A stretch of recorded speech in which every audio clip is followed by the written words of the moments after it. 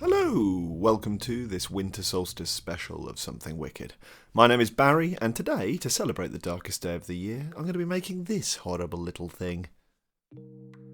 It's taken from an engraving called The Temptation of Christ that was created by the mysterious Master LCz in about 1500. I think this engraving is bloody amazing, and today we're going to be finding out not only what it can teach us about the world of 1500, but also why the devil's got teeth in his bum.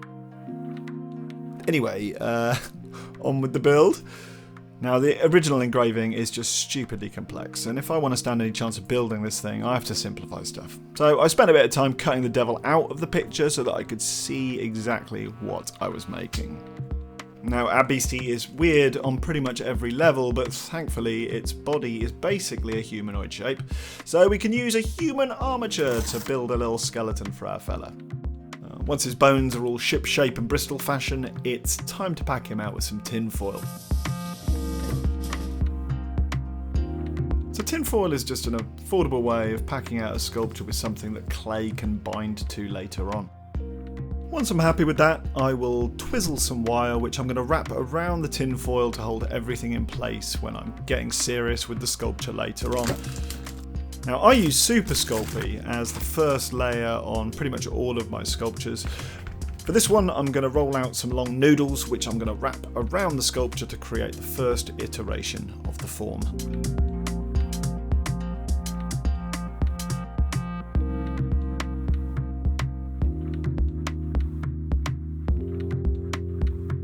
So once his tailbone is in place, we will start working on his torso. Now, it's immediately apparent in the engraving that the devil is slim. But when you look a little bit more closely, you realise that he might actually be malnourished.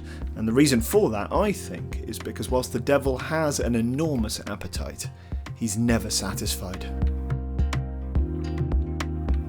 So in this incredible engraving, we see the three temptations of Christ. In the foreground, we see the devil pointing at some rocks and tempting a very hungry Jesus to turn them into bread. Unimpressed, Jesus Hadoukens him with the immortal line, "Man shall not live by bread alone." But the other two temptations are here as well. Further back, we see the devil on a cliff, promising Jesus the whole world if he would only fall to his knees and worship him. And right in the background, we see a tiny little devil challenging Jesus to throw himself from the temple to be saved by angels. Such are the many temptations and masks of the devil.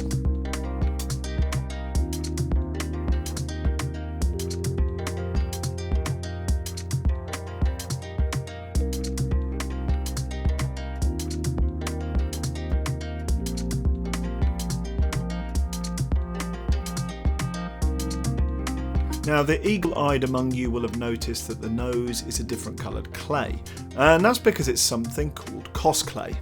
Unlike Super Sculpting, Cos clay retains some flexibility after it's cooked, which is absolutely essential when you're adding delicate details like squiggly noses, hair, and demonic antlers.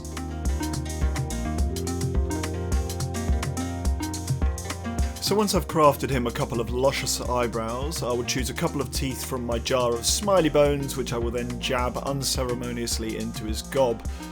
His tongue is a fairly simple affair, just a little bit of clay which I will add some texture to. And once that's in his face, I will start making, well, whatever the bloody hell these things are. Anyway, now it's time to make some boobs. So, images of the devil from this time often have boobs, and that's because in this highly religious and patriarchal society, women were often portrayed as a source of sin.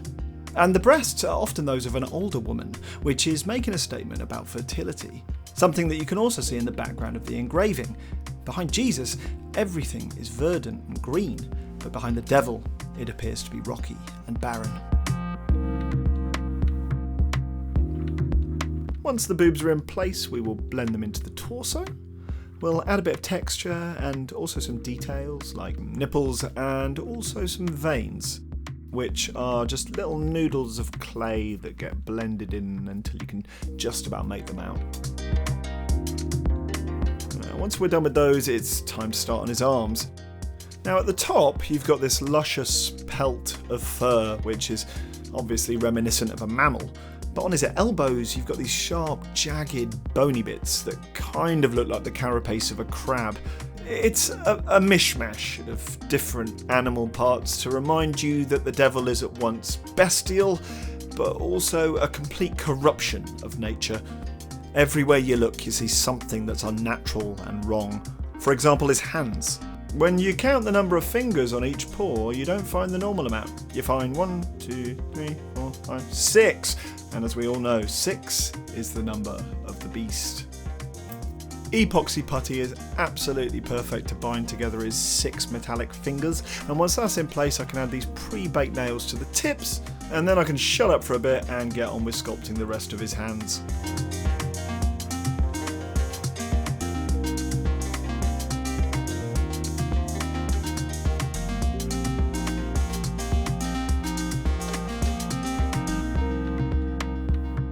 So I bought myself this new toy.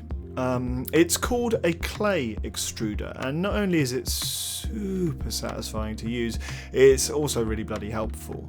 As with the top of his arms, his hands are completely covered in fur, and the clay extruder made doing that so much easier. Unfortunately, adding crabby little knuckles was still a massive pain in the backside.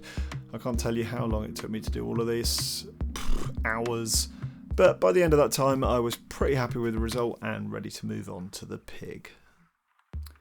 Now we know that the devil is trying to tempt Jesus with sin, and this little piggy is being used to represent that. Now in the first instance the pig symbolises the sin of gluttony, but there's another sin here as well, which is represented by this horrendous thing that's coming out of its mouth. That is the sin of lust. Because that's exactly what the devil wants Jesus to do. Weakened by his time in the desert and the gnawing hunger in his belly, the devil wants Jesus to lust after the taste of bread. And if Jesus were to succumb to the sin of lust, he would invariably succumb to the sin of gluttony. But don't worry, Jesus, he's not having any of it. So a few people have asked me why I put cling film on the clay sometimes. Well, the reason is that the cling film softens the edges of the sculpting tools that you're using, which gives a more rounded feel to everything. Now, like the arms, the legs are another indicator that the devil is a complete mashup of different animals, this time birdies. Now, not only is that a reminder that the devil is inherently bestial, it's also a reminder that the devil is omnipresent, corrupting the realms of land, sea, and air.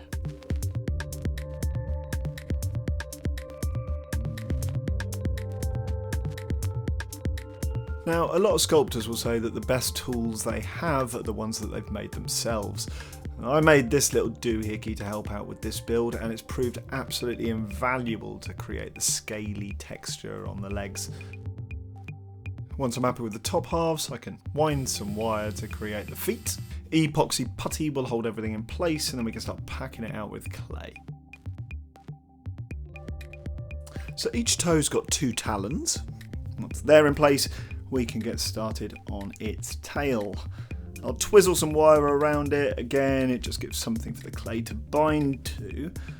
And then we can add a bit of texture using cling film and this wonderful little texturing tool that I've got. I'll sharpen up his tail with my rotary tool, and once all of that's done, we can turn our attention to kind of a reoccurring theme in Renaissance depictions of the devil, his butt face. Now, the reason that lots of these illustrations and paintings and engravings have butt faces is because the devil was said to be a complete inversion of the natural order of things. Now, I'm not a massive fan of the butt face from the original engraving, so I've had to look elsewhere for inspiration. And luckily I found this. Now this is a fantastic butt face, so this is the one that I'm going to use to base my sculpture on. These glass beads are perfect for the devil's eyeballs, so I'll shove those into its sockets and then I can start working on the rest of its face.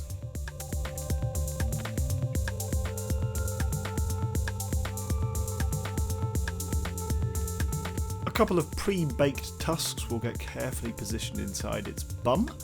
And once we're done with that, we can get cracking on the spines that are all over this thing. So to begin with, I'm going to drill some holes, and then I'm going to sharpen up some metal wire which will serve as the spines themselves.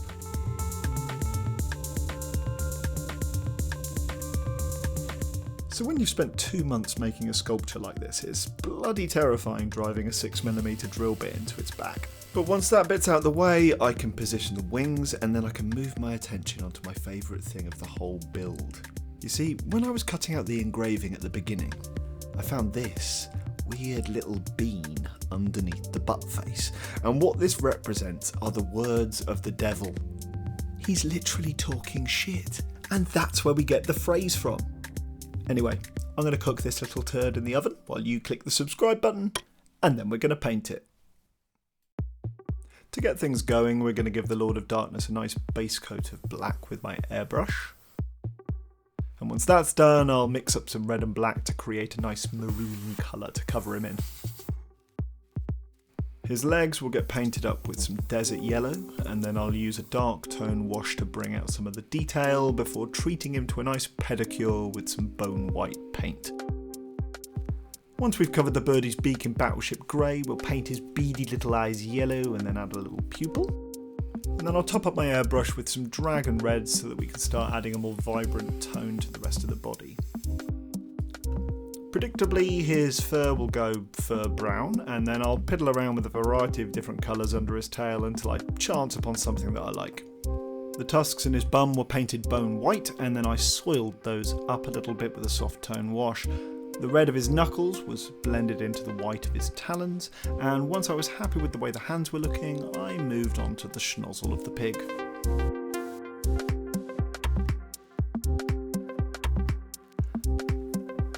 I wanted the grotesque, lusty tentacle coming out of his mouth to be suitably horrendous, so I used Warlock Purple and Crusted Saw as my colours. I'll blend those in, and then I'm going to use a gloss varnish to make the whole thing glisten lasciviously.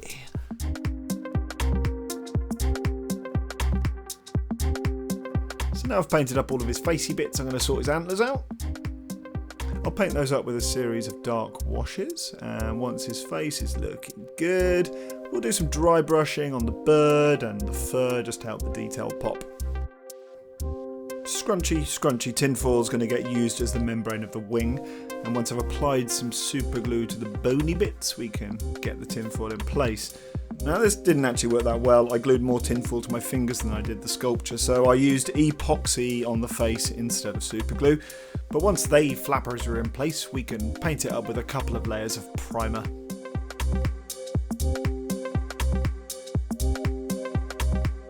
As a final touch, we will dry brush the wings in red just to make sure that everything is on brand.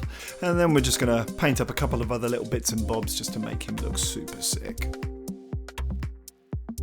So painting up the eyes is the penultimate bit of the whole build. The devil, he's trying his best to look adorable, so I went with the brown eyes of a mammal, and then I used this amazing resin that sets under UV light to give his eyes a nice glossy finish. So all that remains is for us to paint this lonely little turd. And if you're ever tempted to do something wicked, just remember, this guy is talking out of his arse.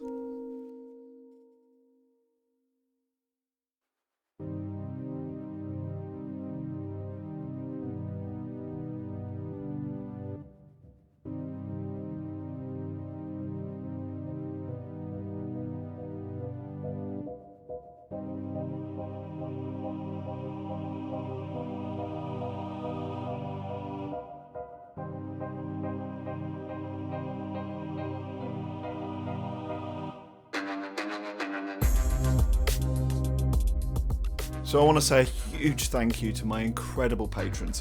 Without you guys, I don't think this video would have been made. So a massive shout out to Bradley Gorthrop, Marion Youthall, Becky Lee, Cruickle, Leo, Brumelbar, Manuel Landolt, Where Did It All Go Wrong? Dominic Musial, Dennis Hansen, Dolly Mixture, Jake Gemolo, and Adriana Natasia. You guys are the absolute best. And if you'd like to support me as well, subscribe, check out my Patreon, and also my shop. Until the next time, ta-ta for now.